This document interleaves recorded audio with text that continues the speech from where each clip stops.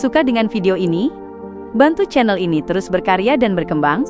Klik tombol subscribe, supaya kamu tidak ketinggalan video terbaru.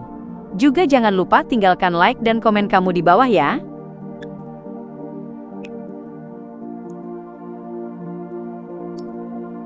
Pada Jumat sore, Klein, yang melewatkan salon sastra karena pura-pura sakit, sekali lagi tiba di atas kabut abu-abu. Di hadapannya ada sebuah buku catatan kecil berkulit keras seukuran telapak tangan berwarna hijau perunggu. Itu adalah Lemanos Travels yang diberikan oleh The Magician Force. Setelah membalik benda yang lebih menyerupai buku mantra itu ke halaman tertentu, Klein menatap halaman berwarna kuning kecoklatan, mengangkat tangan, dan memanggil si God Scepter dari tumpukan barang rongsokan. Saat ia menyuntikkan sebagian spiritualitasnya ke dalam Lemanos Travels, membuatnya memancarkan kilau samar. Permata biru di ujung tongkat itu mulai memancarkan cahaya terang. Suara mendesis terdengar ketika sambaran petir perak muncul dari kehampaan. Mereka tebal dan mengancam, menyambar ke sana kemari, saling berjalin membentuk badai. Pada saat yang sama, simbol dan tanda yang rumit dengan cepat tergambar di halaman Lemanos Travels. Mereka saling bertumpuk dan menyatu, perlahan membentuk wujud. Tepat ketika halaman itu hampir diwarnai perak, kilatan petir menjalar keluar darinya, menghancurkan semua pola. Gagal lagi. Klein menghela napas dalam hati sambil mengulangi proses yang sama. Ini bukan percobaan pertamanya. Sejak memperoleh Lemanos Travels pada Rabu malam, ia sesekali naik atas kabut abu-abu untuk menggunakan buku mantra ini merekam kekuatan dari si God Scepter. Ia mengulanginya hingga spiritualitasnya hampir habis, memaksanya kembali ke dunia nyata untuk beristirahat. Selama proses itu, ada keberhasilan dan kegagalan. Klein mengandalkan percobaan berulang sebelum akhirnya menyelesaikan langkah terakhir, merekam mantra Lightning Storm yang sudah lama ia incar. Itu adalah kekuatan setingkat demigod dari jalur Sailor. Sebelum keberhasilan itu, Klein telah gagal hampir 20 kali. Bisa dikatakan keberuntungannya sangat buruk. Namun, setelah kegagalan berulang, ia akhirnya melihat kilau perak menyebar di halaman kekuningan pada percobaan kelima. Sebuah simbol kuno, misterius, rumit, dan tak terlukiskan menyusut, membentuk diagram indah yang membuat siapapun yang memandangnya merasa seolah tersambar petir. Akhirnya berhasil. Klein mengusap kertas itu dan menghela napas panjang lega. Ia membalik-balik Lemanos Travels dan mengagumi hasil usahanya sebelumnya. Dalam 2 hari terakhir, ia tidak hanya berhasil dengan Lightning Storm. Ia juga merekam 2 kekuatan demigod lainnya. Salah satunya adalah malaikat kertas yang ia gunakan saat menggerakkan sebagian kekuatan di atas kabut abu-abu. Itu membantu mengacaukan ramalan dan nubuat. Selain itu, ada juga badai yang berasal dari si God Scepter. Saat merekamnya, Klein cukup beruntung. Yang satu berhasil setelah 9 kali percobaan, sedangkan yang lain butuh 12 kali. Adapun Flight, Glide, Lightning Strike, dan kekuatan lain yang belum mencapai urutan 4, hanya memerlukan 1 atau 2 kali percobaan. Karena itu, hampir seluruh buku telah ia isi. Buku mantra ini tidak terlalu berguna bagi Beyonder tanpa afiliasi. Dibutuhkan banyak waktu dan kesabaran untuk merekam cukup banyak kekuatan. Dan ketika kekuatannya melampaui urutan 6, peluang kegagalan meningkat, membuatnya sulit diperoleh. Namun, ada 22 jalur dalam domain mistik. Jika beberapa urutan awal memiliki kombinasi kekuatan yang baik, mengalahkan seorang urutan 5 bukan hal yang mengejutkan. Klein menutup Lemanos Travels dan menghela napas dalam hati. Menurutnya, buku mantra ini setara dengan setengah artefak ilahi bagi Beyonder tanpa afiliasi. Meskipun pada tahap awal lebih sulit digunakan dibanding Creeping Hunger, begitu kombinasi yang tepat tercapai, melawan seseorang dengan urutan lebih tinggi adalah hal yang wajar. Namun, bagi Beyonder yang didukung organisasi besar, Lemanos Travels akan menjadi sangat luar biasa kuat karena mampu merekam kekuatan demigod. Selama diinginkan, seorang demigod dapat mengulangi kekuatannya berkali-kali. Sedangkan Creeping Hunger memiliki kemungkinan besar gagal saat mencoba melahap demigod. Bahkan Shepherd sejati pun akan sangat sulit melakukan grace terhadap Beyonder urutan tinggi. Pertama, tidak ada sumber daya yang tersedia. Dan kedua, sangat mudah kehilangan kendali. Elder Lovia dari kota Perak, adalah salah satu yang cukup beruntung bisa melakukan grace terhadap roh jahat urutan 4. Saat memikirkan hal itu, Klein mengalihkan pandangannya ke sebuah batu kasar berwarna hijau tua. Permukaannya tidak rata dengan bekas hangus. Itu adalah batu milik Force yang memungkinkan perjalanan di dunia roh. Dengan Leimanos Travels dan batu ini, ditambah jimat Fate Siphon dan boneka Wraith, bahkan jika Tuan X memiliki seorang Saint sebagai pelindung, aku seharusnya masih bisa menyelesaikan misi dan pergi tanpa masalah. Klein memijat pelipisnya dan kembali ke dunia nyata. Setelah menyiapkan ritual pemberian, ia membawa kembali barang-barang terkait. Setelah semua persiapan selesai, ia berjalan ke cermin besar dan menatap dirinya sendiri. Ia membuat penampilannya tampak lelah dan sakit. Setelah makan malam, Klein menggunakan alasan tidak enak badan untuk kembali ke kamarnya.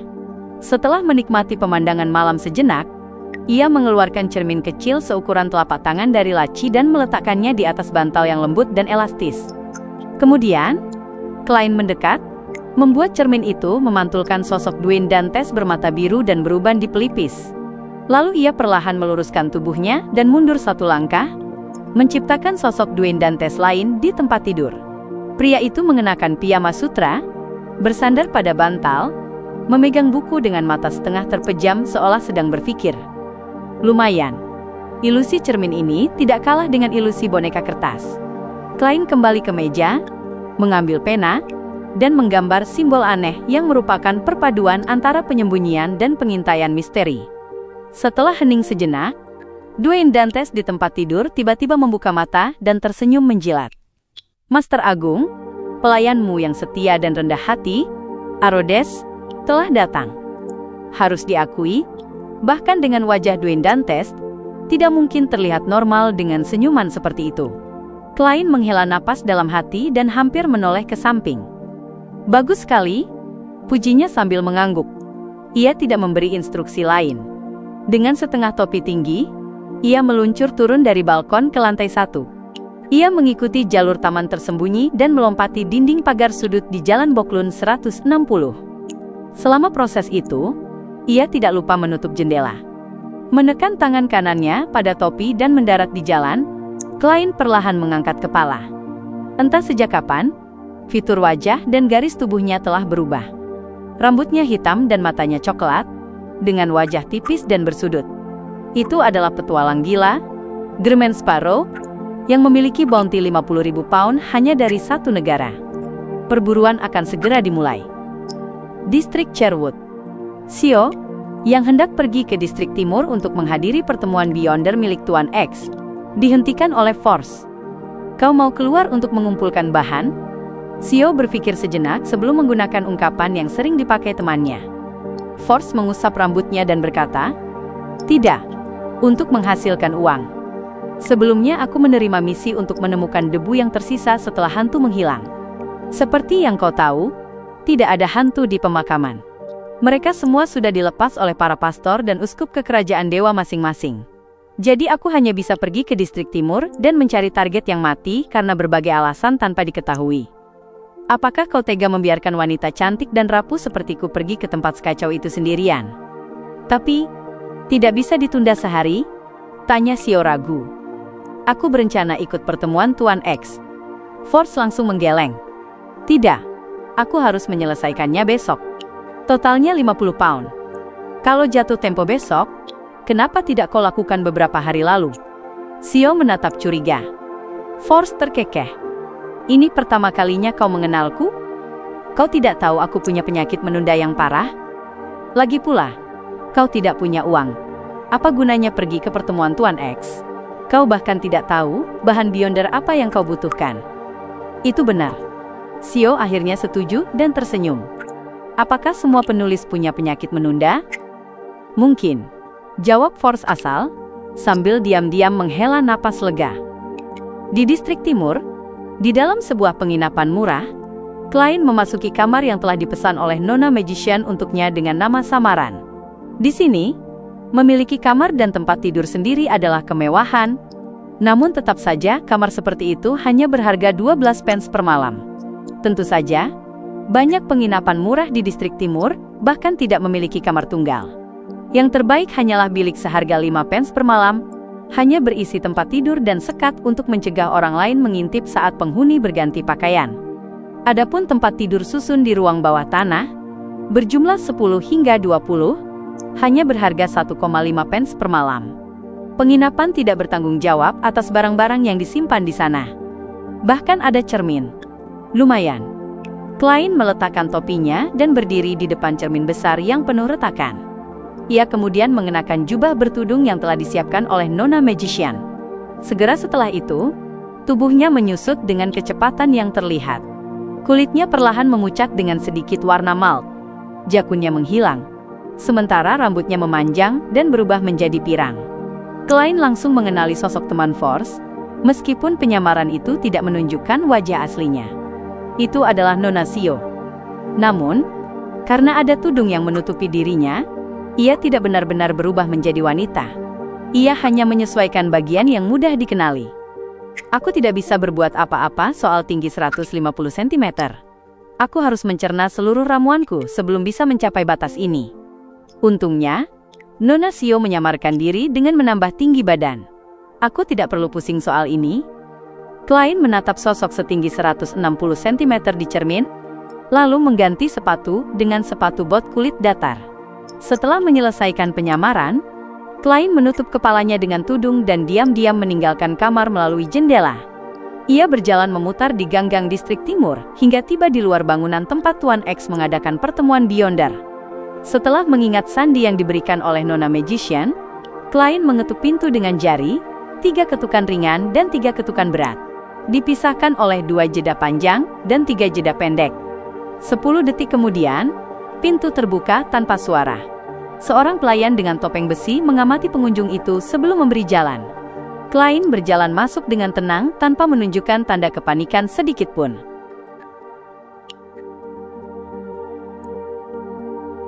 Saat melewati ruang tamu, persepsi spiritual Klein terpicu. Ia merasakan ada tatapan tak kasat mata yang memindainya dari lokasi yang tidak diketahui. Ia berpura-pura tidak menyadarinya dan masuk ke ruang aktivitas di depan. Ia mengamati sekeliling dan memilih tempat yang tidak terlalu dekat maupun terlalu jauh dari kursi tuan rumah. Dan pada saat ia melewati pintu ruang aktivitas, semua perhatian terhadapnya menghilang.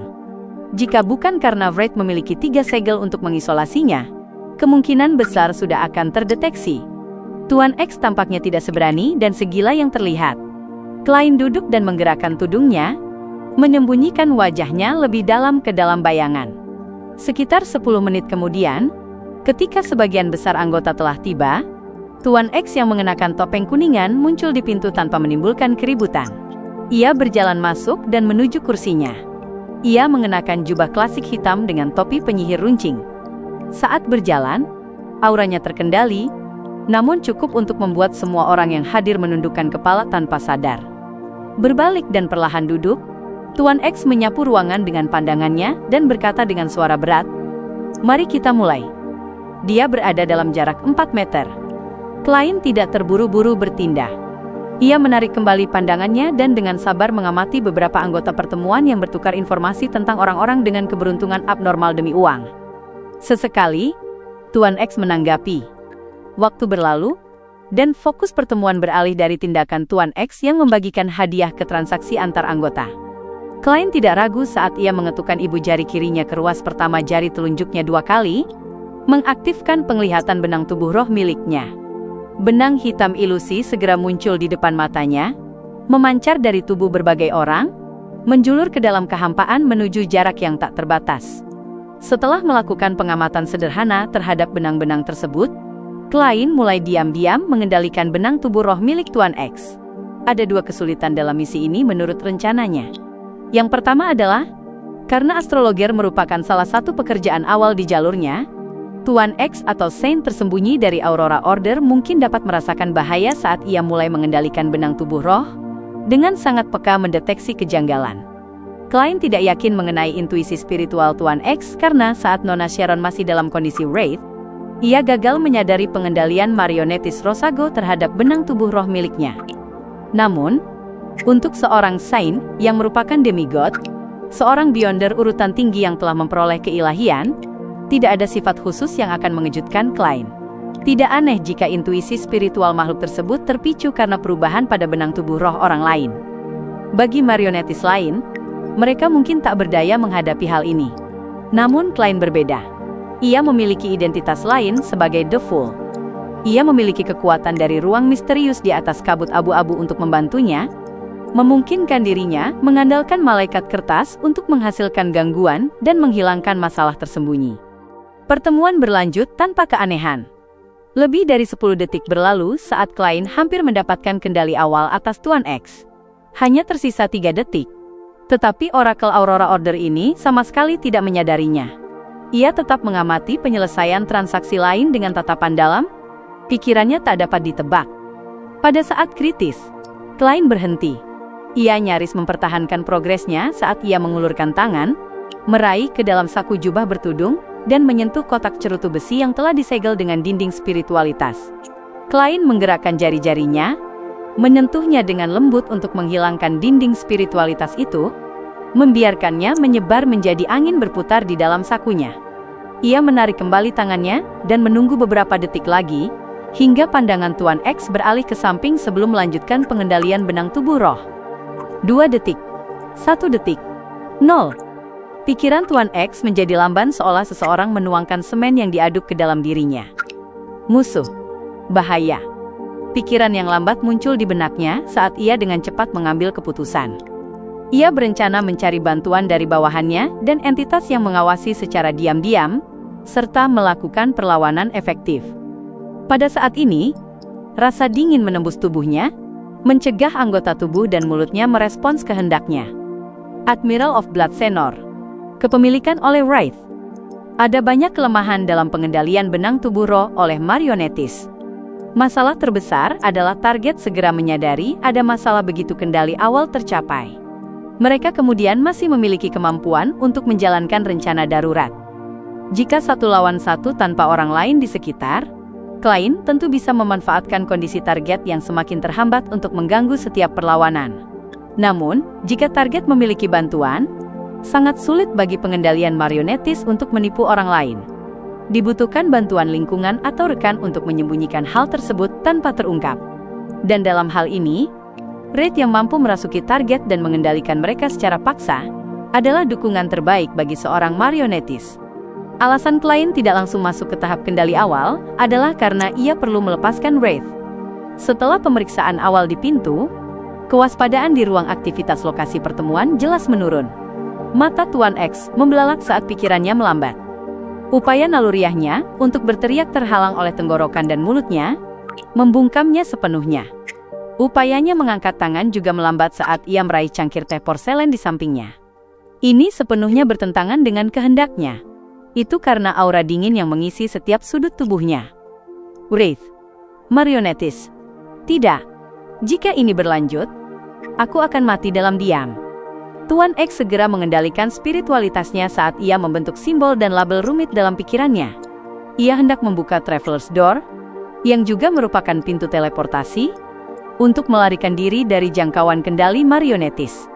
Dibandingkan itu, kepemilikan Wraith relatif kurang berbahaya. Namun di tengah pikiran yang lamban, simbol dan label ilusi itu gagal terbentuk sekaligus. Sebaliknya, mereka muncul satu persatu secara terputus-putus, dan dengan kecepatan yang tidak mencukupi. Memanfaatkan kesempatan ini, Wraith Senor yang merasuki Tuan X, di bawah kendali marionetis Klein, hanya menggerakkan kepala Tuan X, mengubah posisi duduknya. Tindakan sederhana ini langsung mengganggu pembentukan Traveler's Door. Tidak, reaksiku terlalu lambat, akan diganggu oleh Wraith.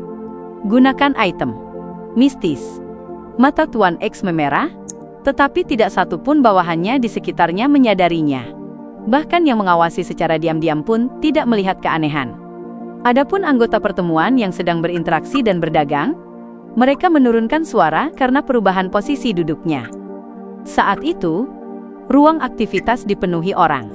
Meskipun ada Beyonder di mana-mana dan banyak yang merupakan asistennya, Tuan X justru merasakan kesendirian yang ekstrim dan tak berdaya. Ia bahkan tidak tahu siapa yang menyerangnya atau di mana penyerang itu duduk. Saat pikiran itu melintas, Tuan X kembali mengendalikan spiritualitasnya dan mengarahkannya ke cincin emas bertatahkan rubi di jari telunjuk kirinya. Namun, dari pikiran menjadi keputusan, lalu dari keputusan menjadi tindakan, membutuhkan waktu terlalu lama. Seolah ia menjalankan proses berpikirnya dalam gerakan lambat. Ini memberi Senor cukup waktu untuk mengangkat tangan kiri Tuan X, menekuk jarinya, dan mengetuk sisi dahinya yang tidak tertutup topeng kuningan, seolah sedang berpikir. Suara ketukan itu sangat pelan, dan kekuatan yang digunakan cukup besar, tetapi di bawah kendali Klein, Senor menahannya dengan sempurna. Sebagian besar kekuatan masuk ke dalam pikiran Tuan X tanpa menyebar keluar untuk menghindari keributan. Tak, tak. Pikiran Tuan X untuk memancarkan spiritualitasnya terganggu, dan ia sementara tidak mampu menemukan alur pikirannya. Saat ia pulih, kendali marionetis telah semakin dalam. Hal ini membuat pikirannya kacau dan terhambat. Bahkan berpikir dan mengambil keputusan menjadi sangat sulit. Dengan Wraith menggunakan berbagai tindakan kecil yang tersembunyi untuk mengganggu upaya Tuan X menggunakan berbagai kekuatan Beyonder dan item mistisnya yang kuat, ia perlahan meluncur menuju jurang menjadi boneka. Ia hanya bisa menyaksikan tanpa daya saat dirinya perlahan menuju kematian. Barulah ia menyadari betapa mengerikan dan tak terpecahkannya kombinasi marionetis dan Wraith. Perburuan terus berlangsung secara diam-diam di bawah hidung semua orang. Seiring kendali Klein semakin dalam, gerakan Tuan X menjadi semakin kaku dan lambat. Namun, dengan Wraith yang merasukinya, tidak seorang pun dapat menyadari masalah. Tepatnya, tindakan Tuan X bukan lagi hasil dari dirinya yang lamban, melainkan dari Wraith Senor. Ia bahkan tidak mampu menunjukkan ekspresi putus asa di matanya. Di tengah transaksi yang berhasil maupun gagal, dari perdebatan hingga negosiasi, 5 menit berlalu dengan cepat. Klein hanya tinggal selangkah lagi untuk membunuh Tuan X dan mengubahnya menjadi bonekanya. Namun, ia tidak bisa melakukannya. Ini karena ia belum mencerna banyak ramuan marionetis.